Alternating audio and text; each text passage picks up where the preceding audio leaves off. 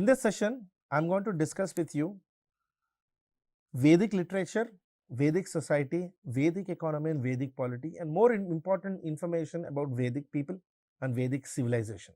Let us begin the discussion from the continuation of Vedic civilization.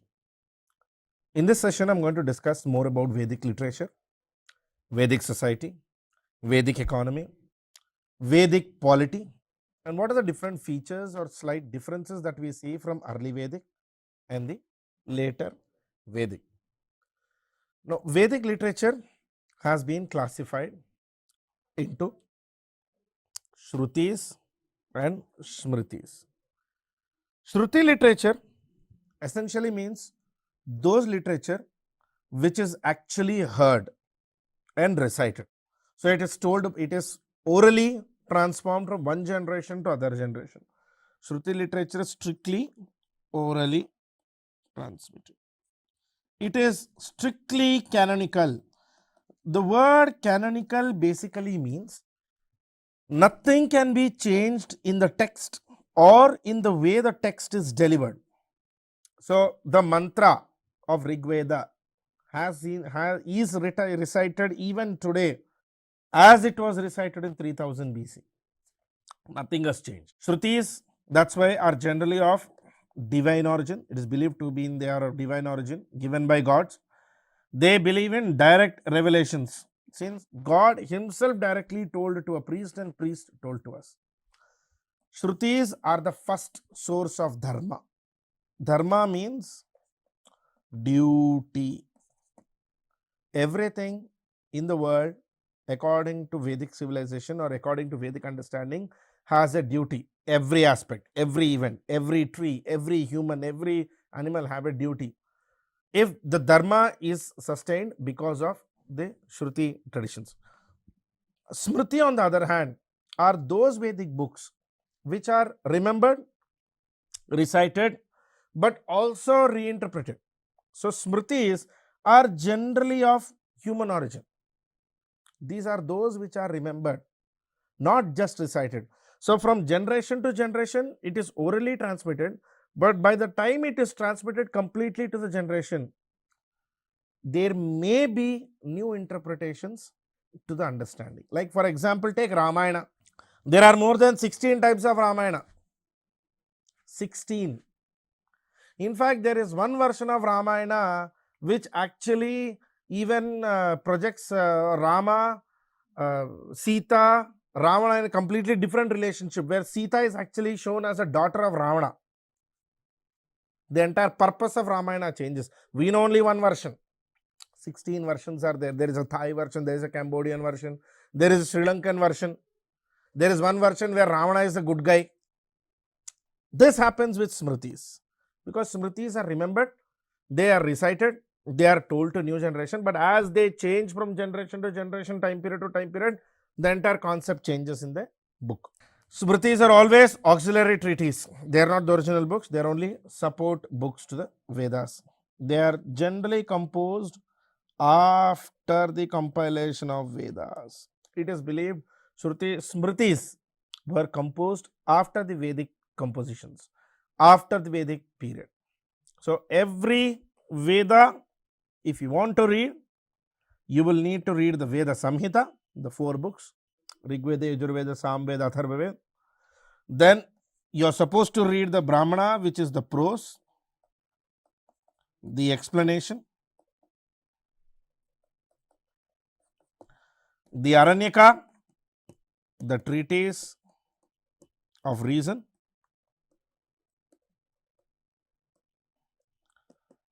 the Upanishada, the philosophy.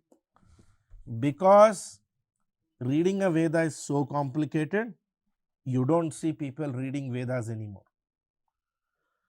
By the time one reads all the Vedas, his lifetime is finished. Now, apart from the Vedas, apart from these Upanishads and Vedas, there are few books known as Upaveda. Upavedas means sub-Vedas. They are not Veda by themselves, but they are part of another bigger Veda. Upavedas are basically Vedas of applied knowledge. That is, these are Vedas associated with a particular technical knowledge or particular purpose. For example, Dhanurveda, mainly associated with archery. Gandharva Veda, music, Samaveda. Shilpa Veda, associated with sculptures. Ayurveda, associated with medicine. Ayurveda is part of Atharva Veda. Shilpa Veda, Gandharva Veda are part of Samaveda. Dhanurveda is part of Yajurveda. So, these Upavedas deal with a specific subject or a specific concept, and they are associated with another bigger Veda. The next discussion, now that we have discussed about Vedic literature, I have spoken to you what is Vedic literature. Let me give you an idea of what is Vedic society. As with the way we study this, we categorize Vedic society into two types: the early Vedic society and the later Vedic society. Early Vedic society being from 1750 BC to 1000 BC. Later Vedic society being from 1000 BC to 600 BC. In the Vedic society, generally this sort of hierarchy is clearly mentioned. The center of society is Kula or Griha or family. So, family is the core of the society. It looks like this. Family, on family the entire society is built. Kula, headed by Grihapati or Kulapati. Generally, male head of the family.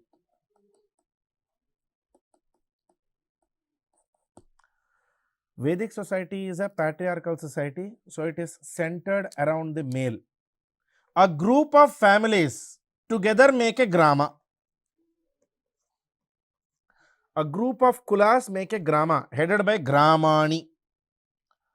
Then a group of grama together make a clan, a sub-tribe called Vishaya, headed by a clan chief or a feudal lead called Vishayapati.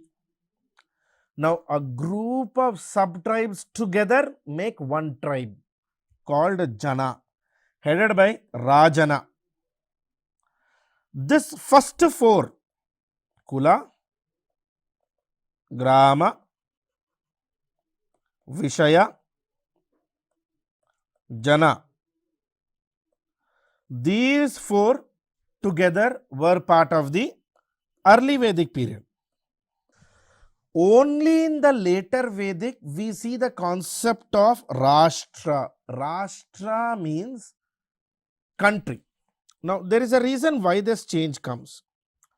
Please understand, for the early Vedic people, land was not important, but rather cattle was the important idea of wealth.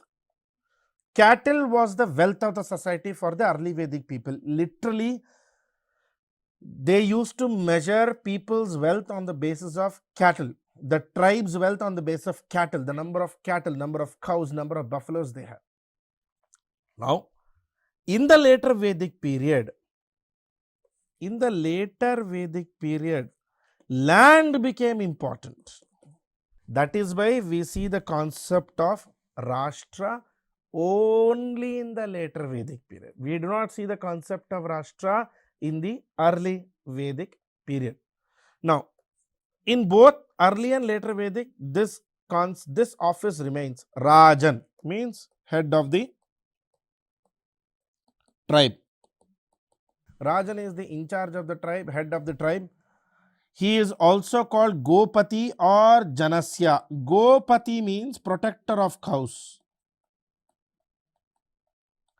Protector of cows. See, clearly you can understand Vedic society was a tribal society based on Janas, tribes. So, tribes and tribes used to always fight for cattle. Because cattle was the wealth, tribes used to attack each other for the sake of cattle. In order to protect cattle, Rajan was created. So Rajan's fundamental duty was to protect the tribe and protect the cattle from battles. Also, Rajan was to head campaigns in battles. Rajan used to get reported by Vishayapati. Now, Vishayapati, there is a tradition seems to be on the basis of election, and Vishayapati is also used to help in the choosing or election of Rajan. 𝗧𝗦𝗔𝗧 gives details about Vishayapati. Groups of Vishayapatis were basically in charges of sub-tribes. Those leaders together used to select a Rajan. So Rajan was not people's representative, but rather representative of people's representative. So the office of Rajan is somewhat similar to your President of India. See, President of India is not elected by the people of India. He is elected by the people who are themselves elected by the people of India. Same concept is Rajan. Vishyas, you can say, are Vishayapatis, you can say, are like members of parliament. Rajan is like the president. Same logic, somewhat similar logic. Early Vedic society, people didn't fight for territories, but rather they fought for cattle. Land was never important in the early Vedic society. In fact, they used to call 𝗂𝗽𝗱𝗁𝗂. 𝗂𝗽𝗱𝗁𝗂 was battle for cows. Tribes were themselves called Vishas or Vishayas. Early Vedic had no Varna classification, no information on that, and generally families were patriarchal and patrilineal, that is male centered. Society had all the three types of marriages. All the three types of marriages were there in the society. Monogamy, one man, one wife. Polygyny, one man, multiple wives. Even polyandry, one woman, multiple husbands.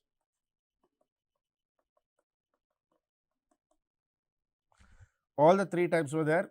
There is no restriction. In fact, the reality is early Vedic society was largely liberal society. Religion, marriages, lifestyle, social rules, they were all kept as personal affairs. They were never kept as public. Okay. Women in the early Vedic were generally treated equal to men. Women had the practice of 𝗬𝗦𝗔𝗧. See, 𝗬𝗦𝗔𝗧 is basically where the woman gets a choice to choose her husband. Similar to love marriage, I call it shopping marriage. So she gets a choice to choose her husband.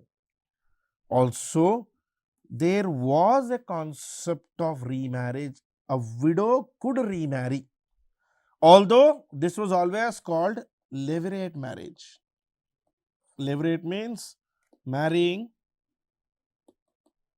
brother of deceased husband.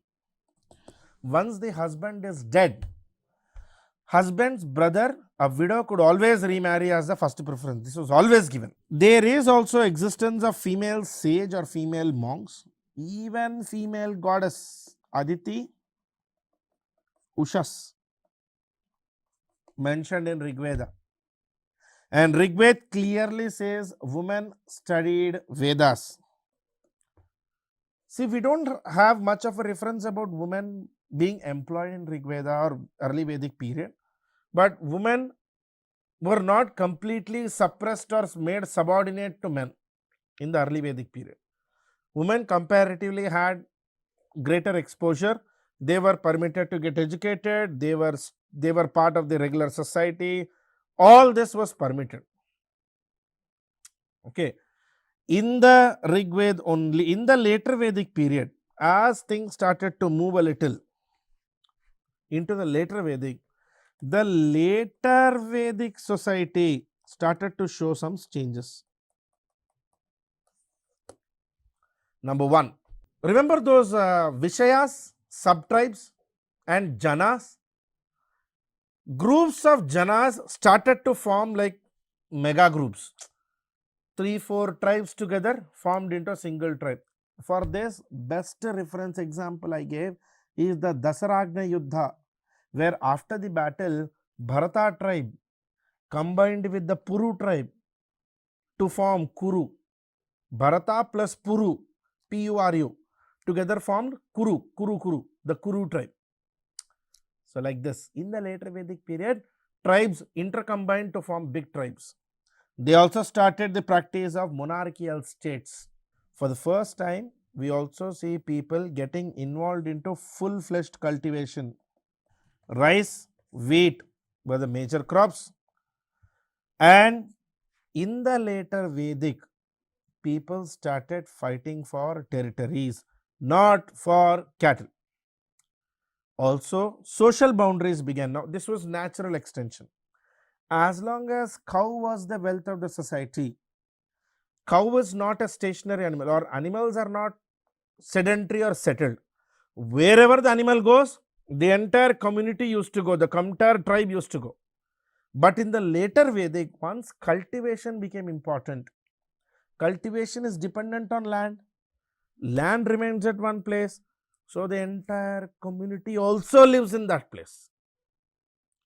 So what was a semi-nomadic system in the early Vedic eventually became a sedentary system in the later Vedic, because later Vedic people were agriculture centric, early Vedic people were animal husbandry centric. That's why we say social boundaries. We see statuses, means those who have more land become rich, those who have less land become poor. And also we see a concept of ritualism starting in the later Vedic society. Now, ritualism was essentially a practice where for everything you have a ritual. From eating your food to sleeping in the night, everything. Also, people started to create the institution of Gotra. Now, Gotra is something which everybody sort of has even today.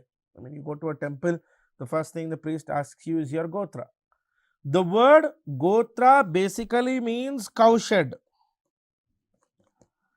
All those people who park their cows in a parking lot called Bharadwaja Gotra, Kaundinya Gotra, Kaustikya Gotra, Bharata Gotra, Dharani Gotra. So essentially, when they ask you Gotra, that's basically a place where all your family, all your tribal cows are located. Goshala or Gotra. Now, Eka Gotra Vivaha was prohibited in the later Vedic period because in marriages, generally it used to be exchange of cows. If you are marrying in the same Gotra, neither a cow is lost, neither a cow is brought. Such marriages were avoided because they were of no economic use. Other than this reference, Gotras don't have any reference to any big single DNA genetic theory concept. Gotra basically means a cowshed, cow parking lot. Varna system also started. Brahmanas, who had absolute monopoly, they took Dakshina. Kshatriyas, warlords. Vaishyas were the common people generally involved in economic activities. They were mostly traders and merchants. And Shudras, these were generally artisans and peasants. Now, let me give you one more clarity about this. Varna system is actually a dynamic system. Now, what I mean by dynamic system is, suppose if somebody is currently, say, in a teaching profession, because teachers come under Brahmana, as long as he is doing the job of teaching, he is a Brahmana. The minute he gives up teaching, say 10 years later, moves into, establishes a shop, his Varna changes to Vaishya. His son, say, is a protector or a warlord or becomes a police or becomes into protection, Kshatriya. So, Varna was not based on birth. Varna was on the basis of the choice. One gets to choose his Varna purely on the basis of their profession one is doing. Now this was basically a very unique advantages. To support this, there is a shloka also.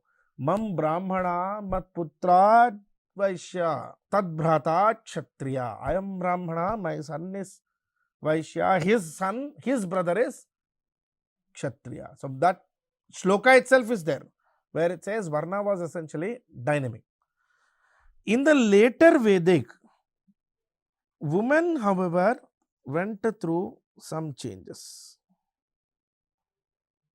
The status of women started to decrease. In fact, women became more and more subordinate to men. Women were made completely subordinate to men.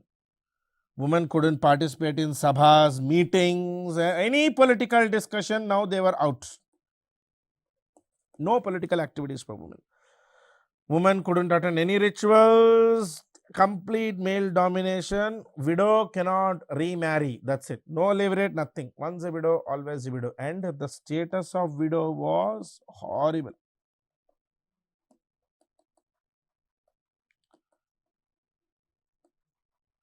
We call it degenerate status of women.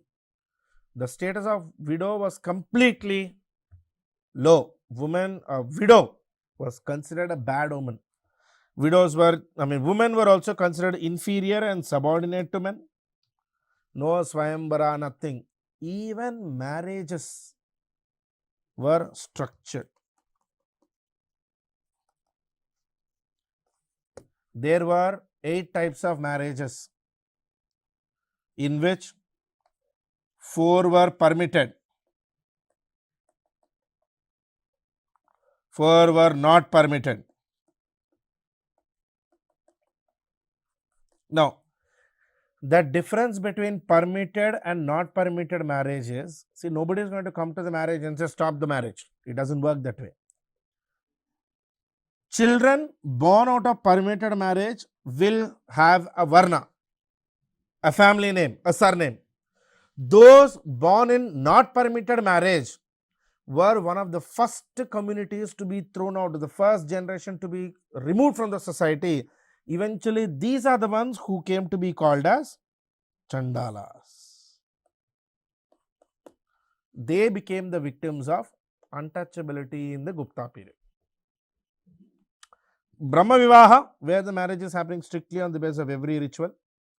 Daiva Vivaha, where the bride is given in donation to the priest or the temple. Artha Vivaha, where a bride price is paid by the groom. Then Kanya Sulkam, where the boy gives dowry to the girl. Prajapati Vivaha, no dowry exchange, no gifts, nothing. Everything on the basis of equality. These 4 fully permitted, always generally practiced. Gandharva Vivaha is love marriage, run away and marry. Asura Vivaha, where the girl is bought for money and then married. Rakshasa Vivaha, where kidnap a girl and marry, like Ravana tried this with Sita. Paisacha Vivaha is seduce a girl or molest a girl and marry her. Not permitted. Generally, children born out of not permitted marriages were kept outside the society. They were always avoided. Okay. And remember, kinship was the basis of social structure, brotherhood. Cotton, wool, animal skin was the most common clothing. Just like Indus Valley, we see flute, veena symbol available here. Milk, grain, fruit, vegetables, most common food. In fact, there is a food which is called Kshira Paka Modhanam.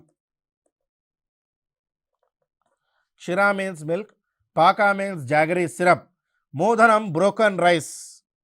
In Telugu we call this Paravanam. That has always been there in the Vedic civilization. And remember, in the beginning I told you about an inscription called Bogasko inscription. It actually talks about Vedic gods Indra, Vayu, Varuna, Aditi, Ushas, who brought peace to the world. Okay. Vedic society did have an assembly called Sabha, which was assembly of elders. Women who attended the Sabha were generally referred to as Sabhavati in the early Vedic only. In the later Vedic, as you remember, I told, women were prohibited from attending Sabhas. Sabhas also did judicial functions. Women used to have an assembly called Women's Assembly called Vidhata and Traders Assembly called Gana, only in the early Vedic. Only in the early Vedic there used to be this. In the later Vedic, closed. Samiti was like a smaller house, assembly of commoners, everybody. For your references, Samiti is equivalent to Lok Sabha, Sabha is equivalent to Rajya Sabha. Okay. So all policy decisions are taken in Samiti, no judicial functions, and Samiti undertakes religious jobs. There were some set of bureaucrats in the Vedic civilization, Vrajapati, who controls pasture lands, Kulapa, head of the family, Gramini, village head, in the beginning I told you, Spasa, spy, so probably because they did have states, they did go on wars always with each other, they had spy system. They also had ambassadors called Duta, Jivagriha or Ugra, basically police who used to do law and order protection, and mediators always used to be there, Madhyamasi, for helping between countries when they were fighting with each other. Very small view on Vedic religion is, remember, Vedic people largely worshipped nature and forces of nature, which is Pancha Mahabhutas. No idol worship, no temples. Rather, people used to chant mantras, and the idea was to do sacrifices, Bali. Like for example, 𝗧𝗦𝗔𝗧, a horse is left into the wild. Wherever the horse goes and stops, the king has to go and defeat all the kings. Eventually, at the end, the horse is given as sacrifice. Rajasuya, another ritual which gives the king who is conducting Rajasuya Yagna the status of Maharajadiraja. And some of the important gods, as I said previously, Indra, main god, Agni, the intermediary between gods and humans. Without Agni, there is no ritual. Varuna, the god who maintains natural law. God of plants, Soma, storm, Maruta, Usha or Ushas, the goddess. Different gods. This system of Vedic gods slightly changed in the later Vedic. In the later Vedic, sacrifice became more important than ritual. More sacrifices than rituals. It is always about giving a bali. People forgot Indra, Agni. In fact, we got new gods, Rudra, Vishnu. Rudra is whom later was referred to as Shiva. And rather than worshipping God through shlokas, symbolic representation became more important. Like for example, for Vishnu, it was always about Shanku, Chakra. For Rudra, it was always about Linga, Yoni or Trishula. Symbolic worship. Later Vedic period started symbolic worship, which by the time of Gupta period ended up into temples and idols. And last part of the Vedas, economy. I've told this multiple times, just to repeat. Remember, for the early Vedic, cattle was their wealth. Go is a continuous reference given to cattle. Gavishti was war for cattle. Tribes used to fight with each other for cattle. Gomat was a wealthy man, the one with most cattle. And in the early Vedic period, people used to gift women and cattle to each other. In early Vedic economy, there is no reference to any private property. That is, no land economy. There was no land-based economy. In the later Vedic, the economic system changed. Artisans became more important. Agriculture was the main occupation that led to land-based economy. See, when we keep saying land-based economy, what I mean to say is land was now being traded as a commodity, exchanged between people, bought and sold to people, attacked, countered to each other among two different kingdoms, that sort of practice. Wooden plowshare is actually evidenced in later Vedic period with 12 ox. Later Vedic economy became more and more centered around iron. In fact, iron was commonly called Krishna ayas. Krishna means black, ayas means metal, black metal, iron. Lohit ayas, slightly dark brown, copper. In the later Vedic period, we see also for the first time the evidence of usury. Usury is basically where you give money on lending for interest. Money on lending for interest. Weaving was practiced only by women, and as I said, land holding was common. And pottery, painted graveware was mainly seen. Okay. By the time of 600 BC, society became too rigid, too restricted, too many rituals, too many traditions, sacrifices. The entire society changed from early Vedic to later Vedic. These changes eventually led to growth of new religions. Those new religions are the ones which we call Buddhism and Jainism. So, after seeing an incline or a growth, later Vedic proved a decline in the social rules. That's it in this session, guys. We'll continue this with the growth of Buddhism and Jainism. Thank you.